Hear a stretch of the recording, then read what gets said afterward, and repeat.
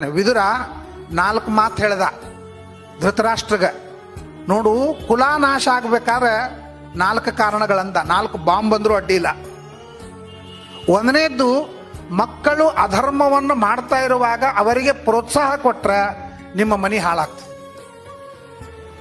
ಮನೆಯಲ್ಲಿ ಯಾರಾದರೂ ಸುಮಂಗಲಿ ಕಣ್ಣ ನೀರು ಬಂತು ಅಂದ್ರೆ ಅವ್ರ ಮನೆ ಹಾಳಾಗ್ತದೆ. ದೊಡ್ಡವರ ಮಾತು ಕೇಳದೇ ಇದ್ರೆ ಅವ್ರ ಮನೆ ಹಾಳಾಗ್ತದೆ. ದೇವರ ಭಕ್ತರನ್ನು ಅವಮಾನ ಮಾಡಿದ್ರೆ ಅವ್ರ ಕುಲ ನಾಶ ಆಗ್ತದೆ. ಒಂದೊಂದು ಕುಲನಾಶಕವಾದಂತಹ ಮಾತುಗಳು ನಿನ್ನ ಮನೆಯೊಳಗೆ 4 ನಡೆದಾವ ಅಂತ ಹೇಳ್ತಾನೆ ವಿದುರ. 4 ದುರ್ಯೋಧನಾದಿಗಳು ಮಾಡುವ ಅಧರ್ಮಕ್ಕೆ ಪ್ರೋತ್ಸಾಹ ಕೊಡ್ತಾ ಇದ್ದಿ. ದ್ರೌಪದಿಯಂತಹ ಸುಮಂಗಲಿ ಕಣ್ಣಾಗ ನೀರು ತರಿಸಿ ದೊಡ್ಡವರ ಮಾತನ್ನು ಕೇಳ್ತಾ ಇಲ್ಲ. ಕೃಷ್ಣ ಮತ್ತು ಪಾಂಡವರನ್ನು ಅವಮಾನ ಮಾಡ್ತಾ ಇದ್ದ.